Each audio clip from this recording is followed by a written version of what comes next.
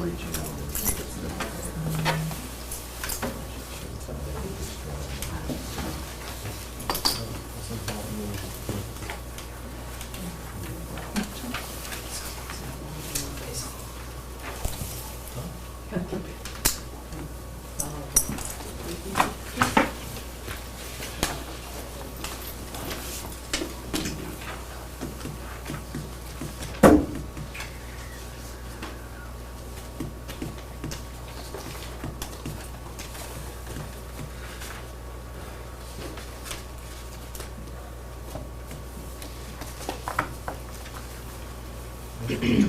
Dismissal been working.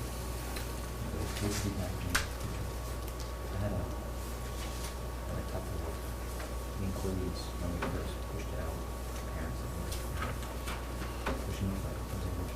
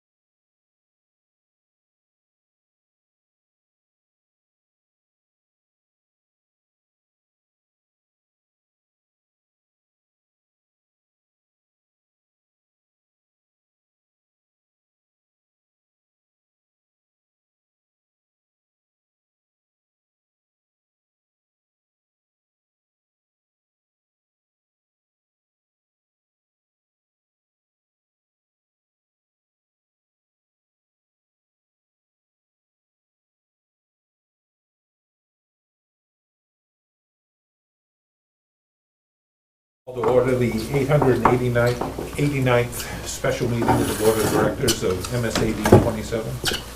Roll call. Keith Jandro? Here. Jacob Terrio? Here. Toby Jandro? Here. Barry Willett? No. Gary Sibley? Here. Sarah Ashley? Here. Caitlin Daigle? Here. And Gabrielle Martin is not. And we have a few adjustments. We have two adjustments, and if you're looking at the white copy, this is the agenda we'll use. It has the adjustments. One of them is to add item C, approval of sewer loan financing. We just came through today that we have to decide on whether a 3, 4, or 5-year term on that sewer loan. And then item D, there was a request to have an executive session to consult with legal counsel. And because it's a special meeting, you would all need to agree to it as these two agenda items. Motion to add the two items to the agenda. Second? Any discussion? All those in favor? Unanimous. There's no one signed up for public participation. Approval of minutes for the 888th meeting on November 2nd, 2020.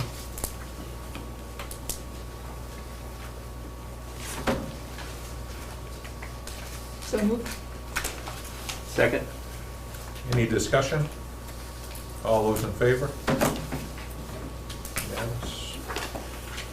Unanimous. Superintendent's report then. I just wanted to take a few minutes and review our hybrid and remote learning models. We did speak about this 2 weeks ago when we had a meeting last, but I just felt that it's necessary that we just kind of review, and you should have got a copy of that in advance when we sent out the board materials last Thursday. We've looked at, all week we've looked at both schools, how we can implement a hybrid model. It is very apparent that we would definitely have to move to the cohorts in order to get our distancing of 6 feet within classrooms and buses. Transportation is going to be the hang-up, so I know Peter's working very hard collaborating with Mr. Coletta, Mr. Doucette, Mr. Neto, and Mr. Michaud about, working around that. We've come up with cohort lists that are based out of the elementary, essentially every classroom, dividing them in half, and the teachers had a lot of voice and choice in how to create those groups so that there's an equal distribution of learners across the spectrum when we're looking at who's coming to school on each day. And then we had to cross-check that with the students here, because what we want to do is we want to make sure that families are within the same cohort, so that even though Keith's two sons go to different schools, we want them to be on the same schedule. So looking at that information across the board is definitely a lot of work, but definitely worthwhile. So we've done all that. We're finalizing those lists, and again, transportation is the last item that we really want to make sure that we're not overloading one bus or another. Initially, Mr. Coletta, his plan was to simply go essentially last name A to M is going to be cohort A, N to Z is going to be cohort B.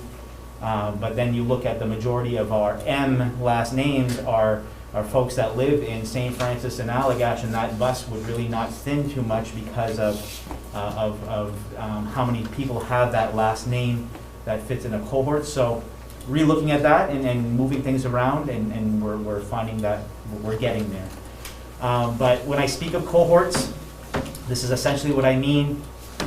Your cohort A kids would come to school on Monday, cohort B kids would come to school on Tuesday, Wednesday would be a remote day for all, and then repeating on Thursday with your cohort A, and cohort B for Friday. Your alternating days on Tuesdays and Thursdays or Mondays and Fridays are going to be a remote. If you're not in school, you're obviously remote. So this is the way that we've determined it's going to work best, and we feel that it's a solid plan. I did share with you as well that it helps with school lunching, where when the kids are in school, they're getting their hot meal, and then they're going home with 2 days worth of lunches and breakfasts before returning to school, and the process repeats. So we feel pretty confident that that's going to be doable as well. A little bit different expectations for the K-5 level as compared to the 6-12 level. K-5 level, we're calling in-school days instruction days, and home days are going to be work task days. Essentially, your teacher is front-loading you with work when you're in school, sending you home with tasks. Obviously, the students will be checking their Google Classroom if instructed, but having that work to do at home so that they don't have to be digitally connected while they're at home, that's going to be very difficult. Some work tasks might be digital connectivity with certain programs, but for the most part, especially our younger grade levels, I know Mr. Neto is advocating that it be more packet-based, more project-based, less sitting in front of a screen for the youngers, and then working our way up. For the middle high school, it's following your class schedule on alternate days, so that you continue with your scope and sequence of your courses. I did have some questions following the push out of this about how do we move to a hybrid, when do we decide that? And as I shared with you last week, 2 ways. One is if the state of Maine designates Aroostook County as a yellow county. Right now, Aroostook County is not, but our positivity rates continue to go up, not nearly as high as the counties in southern Maine, but they are creeping up. More realistically, I think if we're going to move into a hybrid model, it's because our local counts are rising. Last meeting, Sarah did ask some questions regarding the collaboration between Northern Maine Medical, Fish River Rural Health, and all of that. So I worked all week on communicating that with Peter Sidwa and Heather Pelletier, and then also communicating with UMFK. Now we have access to 3 dashboards. Fish River created their own dashboard, so we can monitor all 3 and tabulate them together. I did learn from UMFK as well that they don't double report. So if there are positive cases at Northern Maine Medical that are students, they're not necessarily double reporting that, especially with the asymptomatic cases, because that's essentially what they're really looking at. asymptomatics are not going to the hospital. So they're picking that up on random tests that they're doing at the UMFK and then reporting that out on their dashboard. So I think we have a good handle. We do know realistically there are probably some folks from the area that go to Cary Medical, or they might go, you know, to Presque Isle.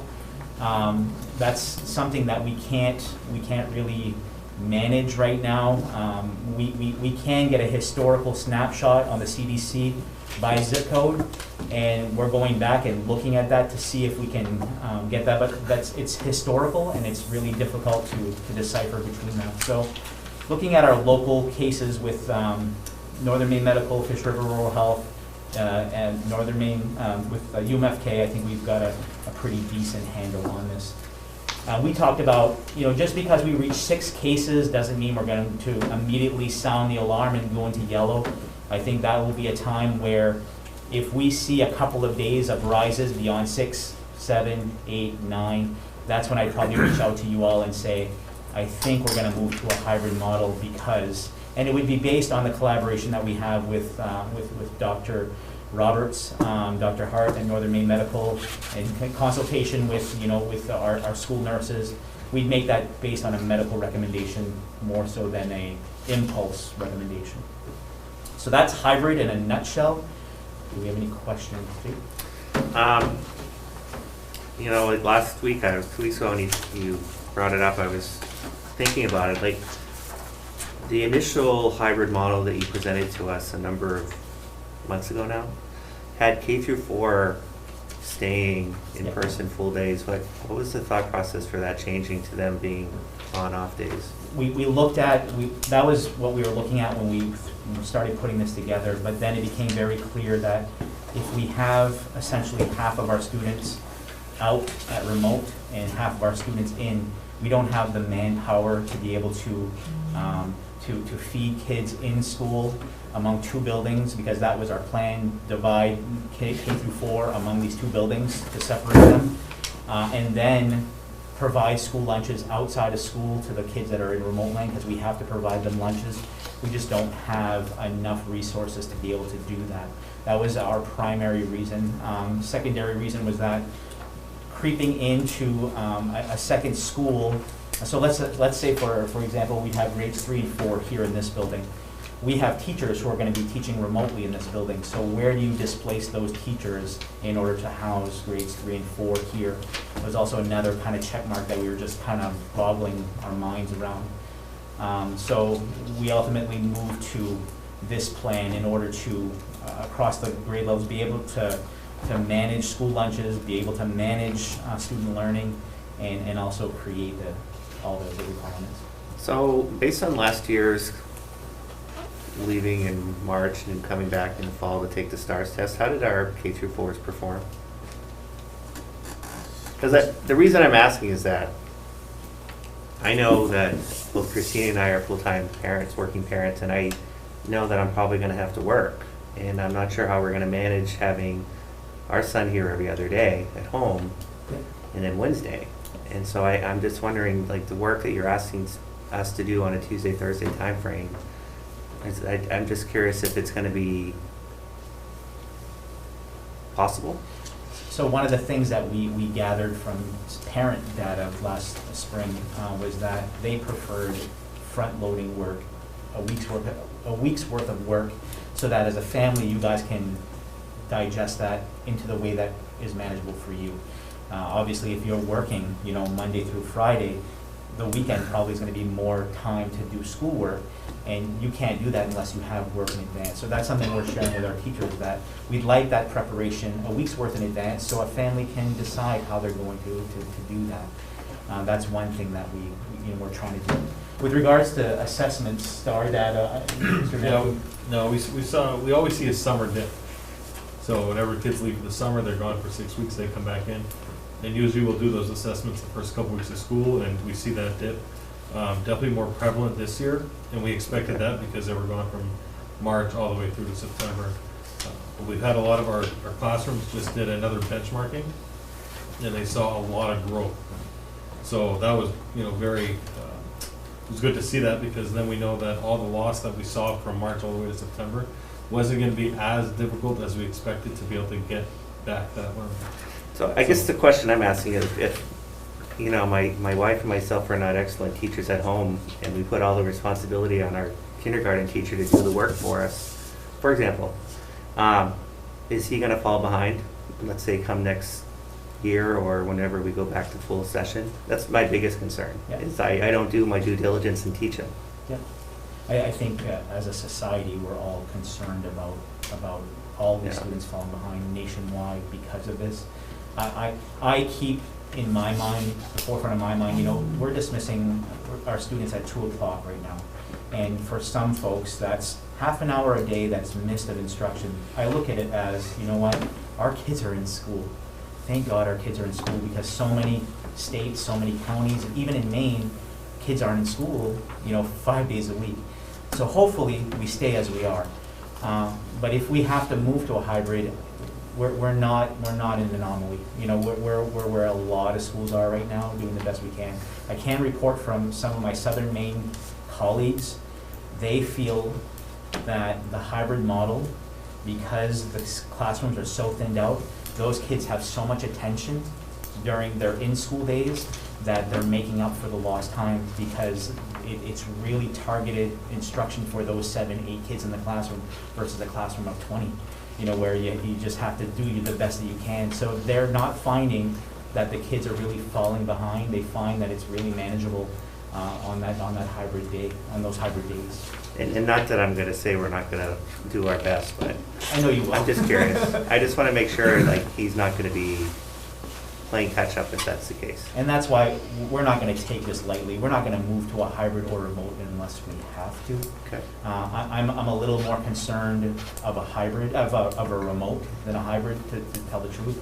Because if we're not seeing the kids again like we did last March, that's a scary place to be. Hopefully, if we have to move to remote, it's only for 2 weeks at a time, because we've had to react to, you know, a positive case. Then we clear that up and move forward. But I'm really hopeful that we don't have to. When's the next time point for allowing students to choose to be remote or come back to school? They just did. just did. Last week was the enrollment period, if you will. We tried not to promote it too much, just because we didn't want a whole lot of movement. We did send letters to all of our current remote learners and request to see if they wanted to come back. Vast majority are staying remote. A few have come back, and they came back today. Today was their first day back. Okay. Thanks, Ben. Yeah. Maybe we should base our decision on hospitalizations instead of just a bunch of asymptomatic tests. Right.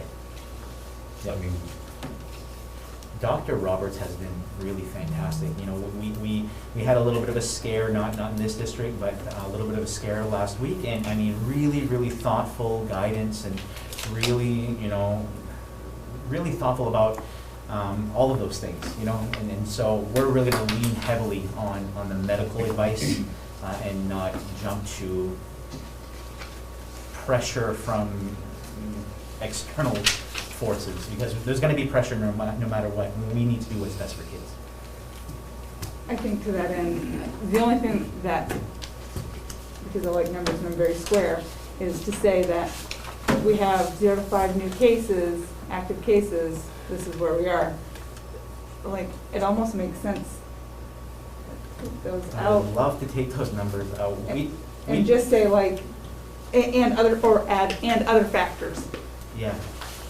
This does feel like a drop dead number, Yeah. Yeah. and that's. And I know think- it's gonna be fluid, but, and I'm okay with fluid, but you can't have fluid in numbers.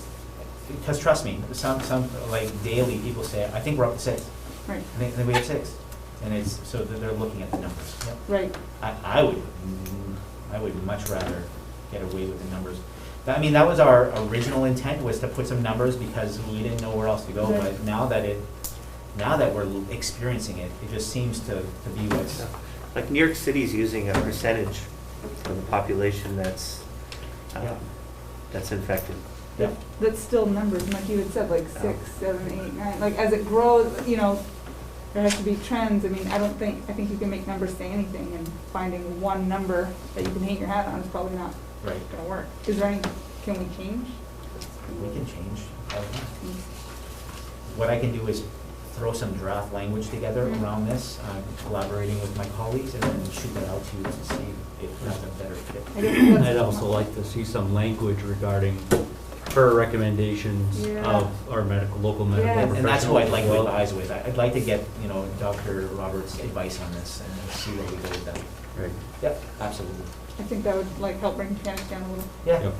I, One one of the things that Dr. Roberts does, which is very helpful, when she says there are, 3 cases, she also lists effective until, it could be till tomorrow. So you might think you have 3 today, but as of tomorrow, that one is no longer infectious. yeah. So that also helps.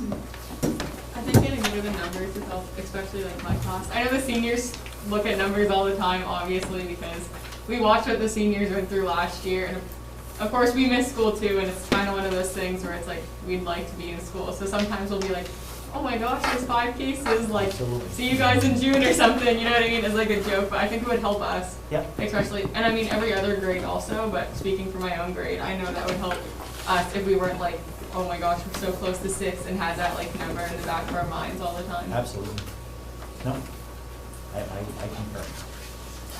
So let me draft some language around this, and then I'll shoot that out to you after I discuss with the parties that meet. The other framework is our remote learning framework. And again, remote is if we move to a red, we all have to be out of school. That could be for as little as 2 weeks at a time because of a school positive incident that is not contained, or it could be for a community rate that's increasing. So with our framework, we really used a lot of our artifacts that we created last spring when we started to exit out. We created some core values matrices for elementary and middle high school learners specific to what remote learning looks like. We then went on and really honed in on what are some expectations across the grade levels, because a one-size-fits-all plan does not work. We learned it's got to be very different for the younger students compared to the older students. And this is what Julie and Kayanne have been using as a framework. We have Julie and Kayanne scheduled this Friday. We have our first workshop day on our new calendar adjustment, and Kayanne and Julie will actually be presenting to all of our pre-K to 5 teachers on how they're surviving in remote learning, and not only surviving, how they're rocking it. And we're hoping that those success stories that they can share, along with their stories of what they tried and didn't work, is really going to help our teachers if we all have to move to remote learning. So we've got that plan this Friday, and we're very excited about that as well. But the plan does, it's very specific across the grade level, so you see the grade spans and you see what the expectations are, not only with work expectations, but attendance expectations, technology use expectations. We heard from folks, we don't want our kids in front of screens all day long. We get it. We also know now that it's perfectly safe to have an exchange of materials from home and from school, whereas back in March, we thought every package had we used up so much Lysol in my house, it doesn't make any sense. And I think everybody was just unsure about, what they could touch and what they couldn't. So that's there as well. And then what are the expectations for video meets with your teacher? Looks very different for pre-K than it does for middle high school. Essentially, your middle high school students are going to be following their schedule even in a remote environment. So it's not going to be like it was last year where it's a new schedule. You're following your schedule. That's why we created blocks this year, so that it would be manageable. Caitlin's only going to have 3 or 4 classes a day, and that's not going to overwhelm with 7 or 8 classes a day like we had last spring. Excuse me, Ben. Yep. I have one concern about the responsibility of the parents or the guardians Sure. to make those arrangements for the materials be Which- brought into school. Okay, If we go full remote, I think last spring we were maybe utilizing the bus. we were, To some degree. and we would still do that to the Okay. extent that we can. We know that if we have to move to remote, we're also going to have to move to remote lunches. So the Okay. bus transportation will be of assistance for that as All well. right, I'm just concerned with those families that might have transportation issues. Yep, and we'll definitely not make that a hindrance. So that's essentially, in a nutshell, our remote plan as well. It also goes into the, what's the expected behavior of our teachers. And this was created by teachers after last spring, you know, and we know as professionals, we have to have specific expectations. Our goal in both of these models, hybrid and remote, is to have staff on site delivering instruction. That's what staff want, that's what they've been advocating for, and that way we know that, you know, come 3 o'clock at the end of the teaching day, it's the end of the teaching day, and you know, we're not gonna be working till 9, 10 o'clock at night, Zooming, you know, like I think a lot of us were last spring. We really need to make sure that we take care of each other and we make things very realistic, specific to a working day. Any questions on either of those?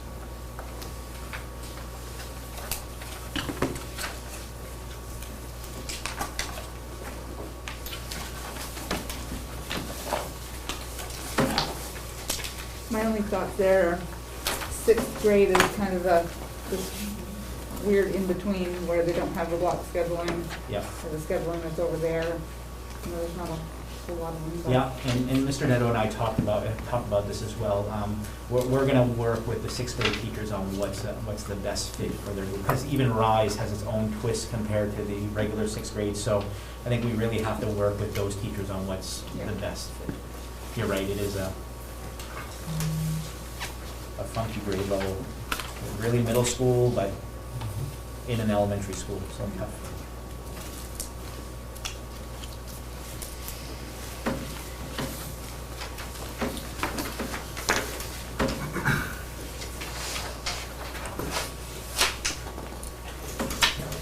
Do you want the qualifications to serve on the MSAD 27 board? And we all know that we're looking for a current board member for sub-district 2, I think it's per sub-district. And I believe we're gonna be looking for a board member for sub-district 3, if Jake sells his house. So, I know the chairman wanted to talk about, you know, what are some qualifications to serve on the board of directors. I just put a whole bunch of policies specific to the school board, your school board powers, your member authority, your unexpired term fulfillment, which is one we should probably look at, because it's not clear on who fills a vacancy when you have sub-districts that cross town lines, which all of them do. Policy BBBE, unexpired term fulfillment, says a municipal officer of the municipality in which the director resided shall select an interim director for the municipality or sub-district to serve until the next annual municipal election. The interim director shall serve until a successor is elected and qualified. So in Kerr's case, I reached out to both Lana and Susie and said, you all should collect names from sub-district 2, which, and I gave the definition, it's all of Wallagrass and part of, I think not a rustic road, but Route 11 up to Bradbury Street and all of that. And then whoever, between those conversations, whoever you think is the best candidate, bring it to the selectmen of the town where that person resides. So I think that was the best way to handle that. I'll do the same thing if Jake's position becomes available. I'll reach out to both Susie and Rodney and do the same thing. I think wherever the name is coming from, wherever they live, maybe it should be that selectmen board that brings the name. The only other thing that Lucy and I discuss is doing an alternate thing, and, you know, the first time it's available, it's Wallagrass that recommends. The second time, it's Fort Kent. But we can never guarantee that a resident of that community is going to be interested. So I think just having the town managers collaborate is probably the best way to do it. I don't know that it's our authority to dictate how the towns pick who's gonna represent them. I think it's up to those towns to come to some sort of arrangement Yeah. amongst themselves. I can only speak from experience because I've been representing St. Francis and St. John for a while. And Fort Kent? That's right, until, you know, after Eagle Lake Yep. withdrew. And the last time I had taken out nomination papers, it was agreed that it would be in St. Francis because we were the largest community. But definitely not a bad idea to switch up once in a while, but I think that's up to those communities to decide. I don't know that it's our authority to tell them what to do. Yeah, I don't know. I don't know if there's somewhere, some authority that could just give them guidance. Sounds like some sort of, I hate to say this, interlocal agreement between those communities. Well, I think it's our policy that's determining how it's done, though, Keith. You think so? Well, that seems to be the only thing in play here is our policy. I know that you're one of a rare bird that has sub-districts in the state. There's not, I don't even know that there's another. I know when they talk about the types of representation, they use SAD 27 as like the model child for sub-districts. Wow. Yeah, so it's, makes things challenging. I imagine unless we have unless Lana and Susie, you know, come to blows, it's not really gonna be an issue, right? Well, if there's a good representative from Fort Kent within the sub-district and Wallagrass, I just don't know how they're going to decide. The way I read this, the municipal officers, oh, yeah, never mind, forget it. I had to go back to the beginning of the sentence. It looked like it was the municipality in which the director resided until the end of their term, and then it's a free-for-all, I guess, I'm not sure. Yeah. Like, if I see resided, it means I'm living in New Canada, maybe, does it mean they have to come from New Canada? Is that what you're referring to? Well, I thought the replacement until the end of the term, it wouldn't make sense, but I guess, I don't know that it matters a lot. Municipality is associated with, a municipality is a town, correct? Yeah. Yep. Yeah, So so that if we follow it language- to the letter, you're right. If we say wherever the last director resided, Right. then it's always gonna be that community. And then if there's no one in it. Until the next annual election.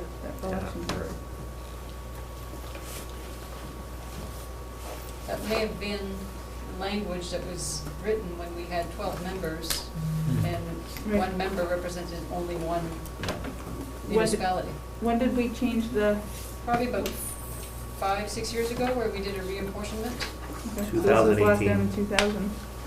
Yeah, When Eagle Lake left. I think you had to do one after Winterville, When Winterville left, and then you had to do it when Eagle Lake left. and then when Eagle Lake left, yes. And the reapportionment is going door to door and making sure you get one man, one vote representation. That's why we had to kind of carve into Fort Kent from each direction to get the right number of votes. In this unexpired term fulfillment policy is 2000, so. It may have just been missed. Yeah, it was done after that. I think it makes sense to be what you're thinking it is, though. Well, no, even though it wasn't intended, I Right. mean, it would make sense if, that way we don't have to determine if, because Kerr was living in Wallagrass, so it would be Wallagrass. Yeah. I mean, maybe that would make the most sense. And at the time of their reelection, when you actually have to run, Right, then the voting happens in the sub-district. right. It can be anyone from And- each. I think that's pretty straightforward.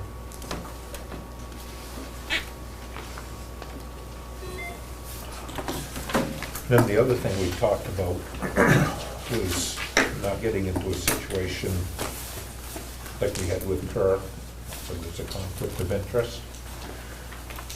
because he's actually working for you in another district, but serving on the board, which creates a conflict of interest. I mean, that's why we removed the principal or the administrators from the Valley Unified Board, was because it was a conflict of interest. So any employee of Madawaska 33 to 27 should not be eligible to be on the board because they're reporting directly to Ben. Ben is their boss. There's some old language around school unions, back when school unions were a thing. You've probably seen it, Ben. And so it used to be to have these school unions that all reported back to the same superintendent. Nobody uses school unions anymore, but the statute's still there. And if you work for any of the school unions that report to the executive that oversees all the school unions, you can't be on any of the other boards. So there's a parallel, but it's for a defunct form, which we've kind of, with Valley Unified, kind of created the school union form just under a different name. Yeah. So I think that makes sense. I mean, I think the legislature had that in mind with school unions, and they haven't reacted to this thing because it's a new form. But I think you're right.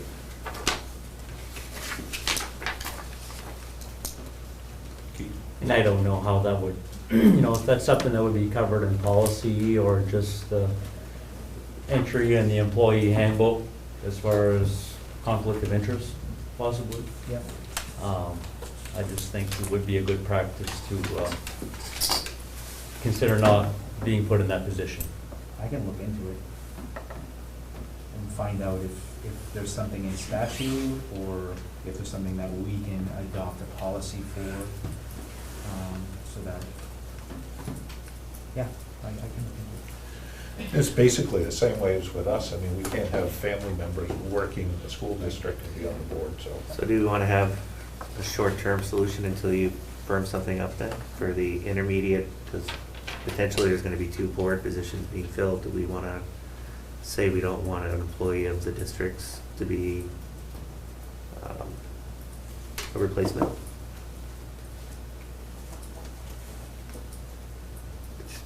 What happens if we make a motion to that effect? The problem is, it's the community, it's the municipality that appoints, not you, so. Well, we're not telling Nick, we're just saying we don't want an employee of the district, school district to be. So I can communicate that with the town managers and say, if you Okay. have candidates in mind, the SAD 27 board would prefer that it not be a. Someone that potentially falls within the authority of Valley Unified, Yep, chain of command, yep, or administration. Or even an employee that reports back to them? right. Sure, thanks, Ben. Because that's how it was with the school unions. Yep. Right. And the thing is if they put somebody on like that, then even if they say, well, we're gonna do what we want, I mean, the reason we had people leave Valley Unified Board was because of that conflict. I mean, they could be getting on this board and be unable to help with Valley Unified. Yep. And that would be not a good idea. No, I think Gary makes a good point. It's the reason why we can't hire your family members. You know, it's the same type of thing. Not that I'm related to any employees, but you know. I think the only time that that's allowable is if that exists before I was employed, right? So like, my wife is an employee of Madawaska before I was employed here, so, you know, that works. Or Gene Martin was a board member in 33 before I became superintendent for them. So anytime it supersedes, that way it's allowable. Well, and you're not a board member. Yeah, your wife's not a board member. Right, Yeah. that's true. You're all set. Policy review. These were the 2 policies we looked at last meeting. One of them is KFB, Title I Parent Involvement, and there's just very, very small language. You can see the red is crossed out, the green is included, and then the accompanying KFBA, and that's the school level involvement with Title I. And again, just changing which schools we have in the district. This would be your second read. Move to approve the second read of policies KFB and KFBA. Second? Any discussion? All those in favor? Unanimous.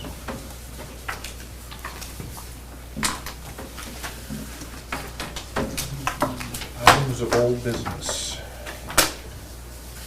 Just an update on Valley Unified.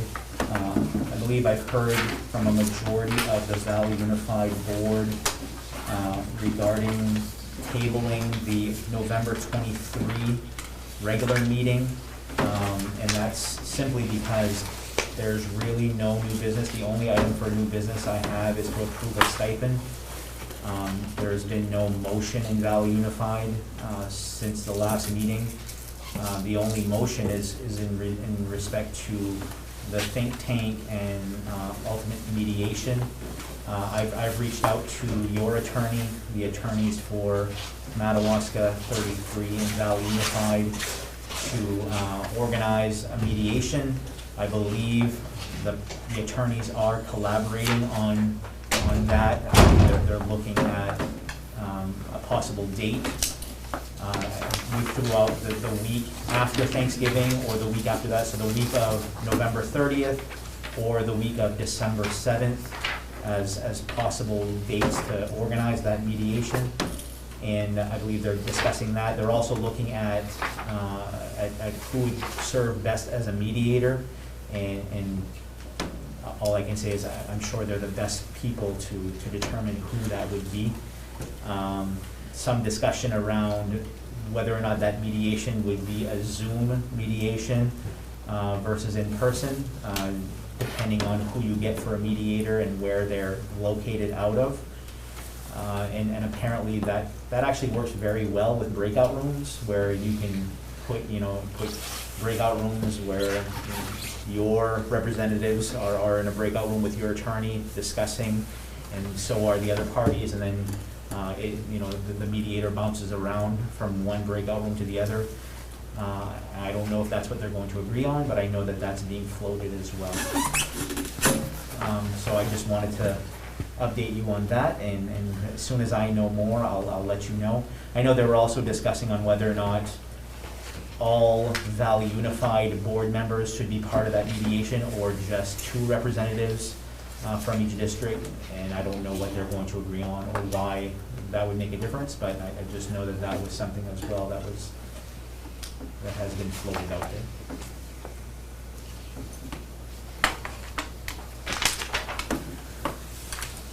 Any discussion?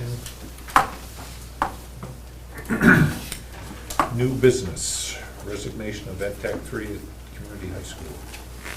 We did receive a resignation. To whom it may concern, is with a heavy heart that I must resign my position as Ed Tech 3 1-on-1 at CHS. The impact of COVID-19 has hit my family pretty hard. Due to my higher risk level, it is the reason I cannot fulfill my one-to-one duties as an Ed Tech. I want to thank you for the opportunity that you've given me last year. I truly enjoyed working with the student, and I love the staff here at CHS.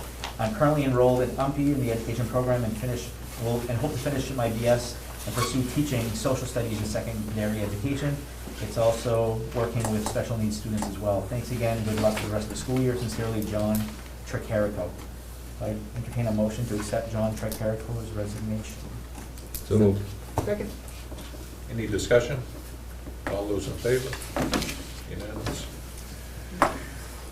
Winter sports approval. So I don't know if you had a chance to look through that winter sports information. There's quite a bit there. I included the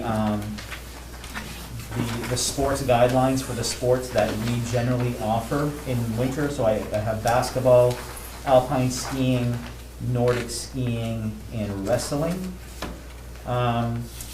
You can see the language that they've modified for these, but there are some just general points that I'd like to point out. The start of the season would be December 7 if you approve it as a district. That's when athletes would generally meet with their coach for the first time on December 7th, and the coach would give them a home exercise plan or a training plan. So for a week, they would do their own drill sessions at home, alone, or with household members. On December 14 would be the first start date for practices, and then would be intra-squad competition only, so your team playing your team only, no scrimmages with other teams.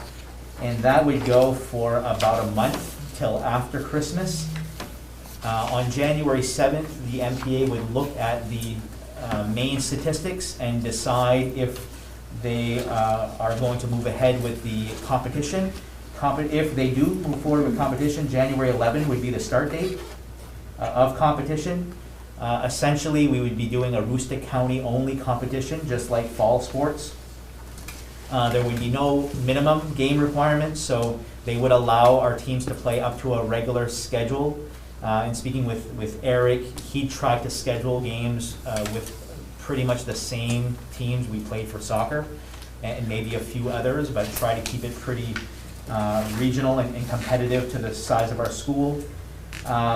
Interesting point, face coverings must be worn at all times by the athletes, coaches, officials, even during active competition. So the thought process there was, because our students have to wear face coverings in physical education in school, it would be setting a double standard to say that the basketball players would not have to, because they're both indoor activities. Soccer was an outdoor activity, so they felt that that was safer. Skiing, I think they're gonna want this just to keep warm, but face coverings must be worn, with the exception of wrestling, which is interesting because wrestling is the closest contact sport, but they're saying that that would not be safe at all for the wrestler. There would be no spectators for indoor games, so our basketball games would have 0 fans allowed. Not mom, not dad, no one, and that's because of the 50 indoor gathering limit. Once you put your teams on the floor, on the benches, the coaching staff, the officials, you're pretty much already up to 50, so having 2 or 3 fans really didn't make any sense. That's not our rule, that's the MPA's guidance. Outdoor events would be limited to 100 on site, so our skiing races would be limited to 100 on site. During those ski races, the lodge will not be used by the teams. I don't know about spectators, but the lodge won't be used by the teams. School buses will be parked so that the athletes can warm up on the buses. And if at any time we go to a hybrid model or a remote learning model, we're not going to have sports. So sports pause when we go on hybrid or remote. That's essentially the biggest things. Again, the MPA wanted to push this out early so that we have dates in advance, but they're also being realistic that when they monitor again a couple weeks after Christmas, they're going to possibly come back with an adjustment on the game schedule. Right now it's set for January 11, but we'll see. Then what's the rule for communities that, I tried finding it, like if they have an outbreak, like Caribou, for example, if they have 10 active cases, like So- are we gonna go play? No, so like Caribou, when they had a little outbreak, they moved to remote, so they wouldn't be allowed to play. Well, because they're in remote. Okay. And you have to be clear of your active cases. Okay. Yeah, same thing would happen here if we were put in remote. But if they're in hybrid, they can? They're in They've been hybrid the whole time? they're in a self-imposed Okay. hybrid. They're not in a Aroostook County designated hybrid, so it's a Okay. different. So if we went hybrid, but it wasn't the DOE's hybrid, we would still, I would recommend we don't have we don't. sports, because that's why we're in a hybrid. Right. But it wouldn't necessarily be prohibited from having sports under The only time MPA. we're prohibited is if the DOE puts us in a hybrid. Okay. I just want to point out that the wrestlers are not allowed to shake hands after the match. I was not a good wrestler, but I was a good enough wrestler to know that that's really funny. That's the only sport that we are kind of unsure about. They did cancel football this fall for the exact reason that football is a high-risk sport. Wrestling is also a high-risk sport. In fact, it's probably even more so, given the nature of what you do in wrestling. My concern is that, and my concern is we only have one other school in Aroostook County that has wrestling, and it's Caribou. And everything else would be south of Aroostook County. So I'm fine with wrestling against Caribou. I don't know that we should be sending our wrestlers out of county if we're not sending anybody else out of county for competition. That's just. So if we go to hybrid, are they allowed to practice? Like, so skiing's a low risk, right? So what would be the issue with them going to cross-country ski? Yeah, it says nothing about practice, it only says competition. Okay, Yeah. so you would allow, Keeping them healthy and active, I think, would be a good move. okay. Yeah. I think Scott Dubois put a lot into this. I mean, even if they can't compete, I'm sure you can still work with them on training and practicing. I think he had a really good crew coming up, and he installed a hot water heater at my house. And Yep. he was telling me that he was very excited about the new. I think they can do some great intra-squad stuff, you know, Yep. to stay busy, but, and if, like I said, if Caribou wants to have meets with us, I think we're okay with that as long as both schools are safe. I don't know about outside of Aroostook County, if we're not allowing anybody else outside of Aroostook County. Do we have to adhere to this 100%, or can we, as Aroostook County schools, get together and say, we're not gonna have our basketball players running around with masks on? I mean, that's not even realistic. And then you have the wrestlers with no mask, which is close to gone. I mean, it's just, this stuff is so out of hand. Are these guidelines, or are they written in stone, we have to do it this way? I think because you have the stamp of approval on not only the NPA, but the DOE, DHHS, Superintendent's Association, I think it's the expectation that if we are going to adopt anything, it's going to be that, so that there's uniformity across the counties. But I don't even think, this isn't even set in stone, is it? Right now, it's just a, This is just a thought. well, it's target December 7 as your start, but get ready, things could change. Yep. It just defies common sense. I'm sorry.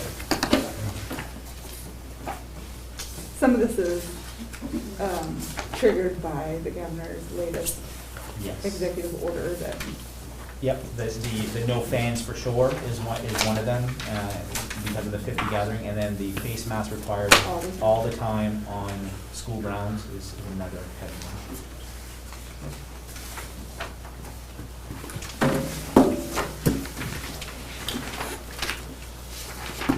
Any additional discussion? Permission to speak? In relation to the sports? No. Just before you adjourn. Okay. Approval of sewer financing. Oh, can I get approval on winter sports to start practicing on December 7th? Do we need a motion? Yeah, I'd like. we did, So we moved. did this one. Second? Any more discussion? All those in favor? Unanimous. Approval of sewer loan financing. So we just need to have your thought on what kind of term that you want for the loan. The loan is going to be $147,000 minus what we get for the grant, which is about $90,000, right, Yeah. Lucy? Initially, we'd like to borrow the full amount, because I really don't know when that 90,000 is gonna come in, but as soon as it comes in, I would apply towards loan, and I've already clarified that there would not be a penalty for prepayment of that section. Lucy and I are recommending a 5-year loan, simply because we really don't know what the forecast is going to look like for subsidies in the upcoming years, and tying ourselves to a larger loan. And yeah, I know it's for shorter term, but the percentage rates are not that far off, that, you know, we're not losing ground.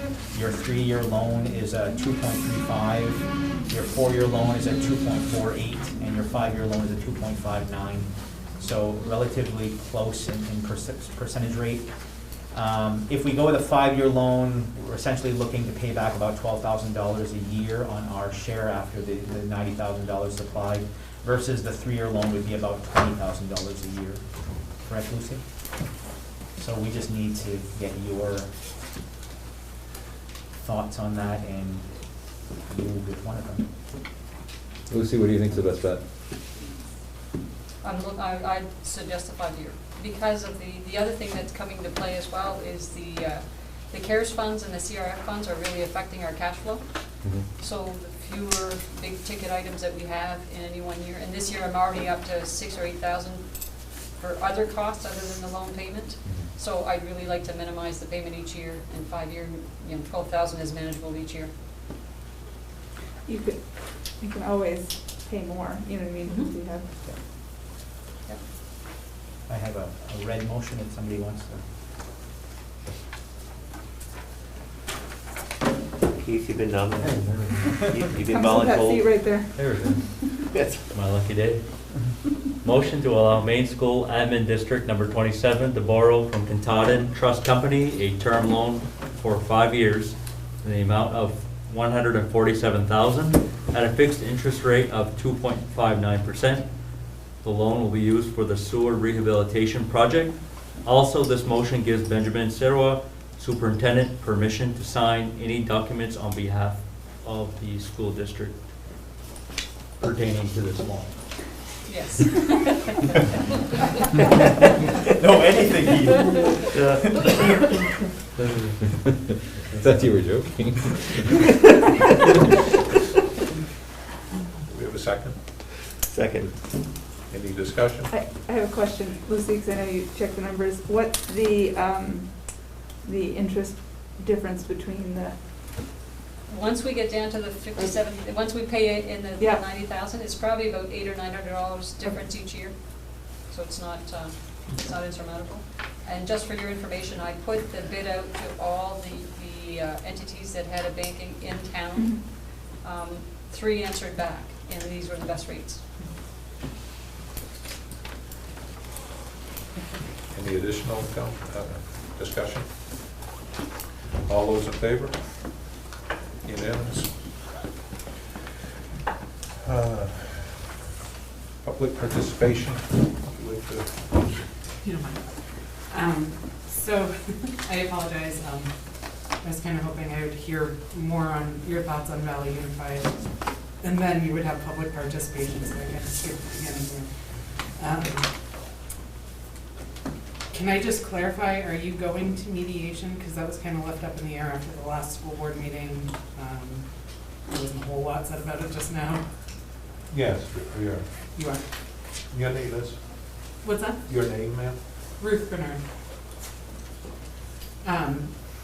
So you requested the results of a petition that was circulated. I know you said you had intended to review that. Has that happened at this point? Yes. Okay. Yep, I shared that with all the board members. All right, so everybody's read the letter. We're all kind of okay at that point. So just a couple questions, I guess, from my perspective. I actually live in Jake's district, not that I want to take his chair. I have to live outside of this too. Frankly, I kind of owe you guys an apology because I was reading the school board laws and you don't technically represent us. In Maine, they've actually kind of created a political entity out of the school board, if I understand this correctly, and you guys don't necessarily represent the opinions of people so much as the student bodies themselves. Is that accurate? We're looking at you, Toby. I show up here every month. Are you referring to SAD or Valley Unified? The state of Maine in general has actually, Okay. I'm just looking for the school board information first and then Okay. Well, kind of translate that to both fronts. we have some copies of our policies pertaining to the school board. Yeah. If you'd like a copy. No, I've reviewed those. I think just as a general understanding point for myself, you guys are a slightly more political entity than say like Massachusetts, where you literally just represent the opinions of people in your district. Is that? Not really sure, to be honest with you. Well, we have constituents that we represent in the areas, the sub-districts that we represent. But ultimately, our goal is to represent what's in the best interest of the students administration staff. Obviously, we have budgetary concerns we have to keep mindful of. But aside from that, it's not necessarily one specific item that we're here for. And just for my own knowledge, because you guys had that school board discussion, are any of you educators or educated to be educators? I know you come from all walks of life. I'm not saying that as a bad thing. I'm just curious No, generally. none of us are educators. Okay. Are any of you familiar with the concept of a big picture learning school?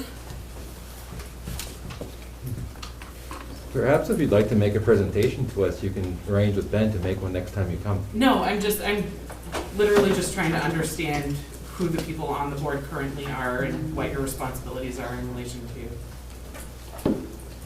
So, I'm just trying to gather information. There's no malice here. But I'm not assuming malice, but you may be more fruitful if you present what you want to say and have us talk about it.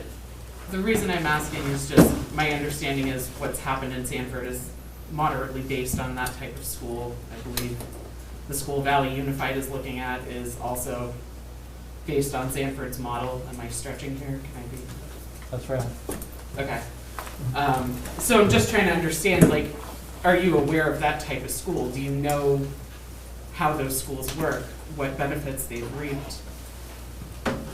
I'm saying this as somebody who came to this school.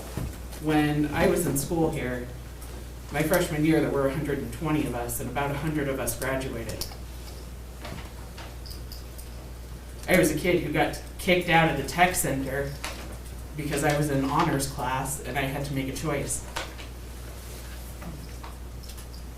And I know you've remedied a lot of those issues. And I know it's been a lot of work for the teachers, and this is 2020. I think everybody wants to give the teachers exactly what they want because we know what it means to do it ourselves at home. But I'm also just questioning, like, where are you at? Because last I knew, we didn't even have anything on the docket to go to mediation. So as a community member, I didn't get that from this meeting. I'm asking for clarification on those things. Did you take what the teachers wanted into consideration? Is that why you're going to mediation? We factor everything into consideration. We factor in your letter, the signatures that are on it. I think when you sent it to me, there was close to 500. Of those 500, there's right around 100 that actually represent MSAD 27. The other 400 come, well, I'd love to review that with you. There's maybe 100 or so that are actually local. There's about 300 that come from all over the United States. So I don't know if that's just like a signature dump on No, these. just like I chance said when I or- wrote to you Can I in the finish? email. Can I Yep. finish, please? So I don't know if there's like some kind of automatic signature dump on chance.org. What is very misleading on the surface when you've got a survey out there that says 500 MSAD 27 parents are supporting this, when in fact there's just over 20%.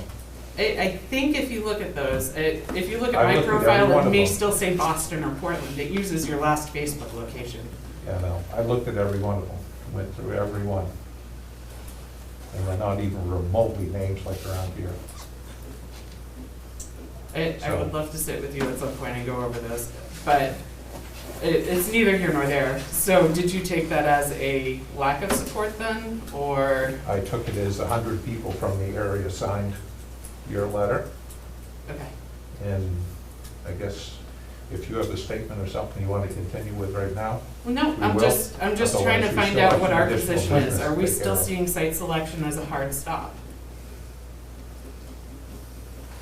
Site selection is an issue, yes.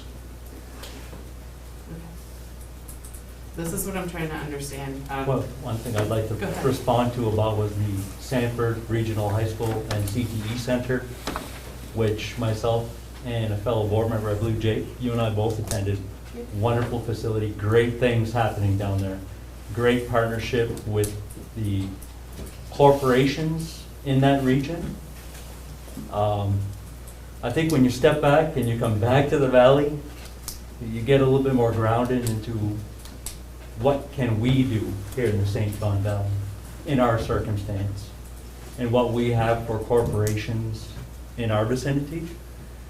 What works in Sanford may or may not work entirely in the St. John Valley, just because of the resources available.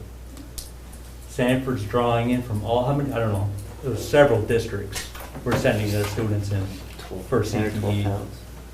Yeah, so it's just, they're kind of in a different direction. They were taking a proactive approach based on what they had going on around them as far as demographics and what they could pull into that high school and CTE center, where we're in more of a reactionary mode with this school, pilot school. And I think people need to just keep that in mind. It's not apples to apples when you're looking at Hamden Academy or Sanford Regional High School. They are doing great things there. We can obviously look at what they're doing in their model and kind of take bits and pieces of that and apply it here locally, I think. I think a lot of people were awestruck. And I think you might have walked away from it, as I did. You're like, wow, what a great thing. Obviously, it's a great thing. Like I said, we gotta base our decisions more on reality and needs, not necessarily wants. So, that's just my opinion. So then I only have one more question. To clarify, moving forward, we're just finishing the dream, so to speak, and then people get to vote on this again, right? Depending how mediation goes, yes. Thank you for your time. Thank you. Thanks, Ruth. Entertain a motion to enter into executive session pursuant to 1 MRSA 4056E. So moved. Second. No, sorry. Any discussion? All those in favor?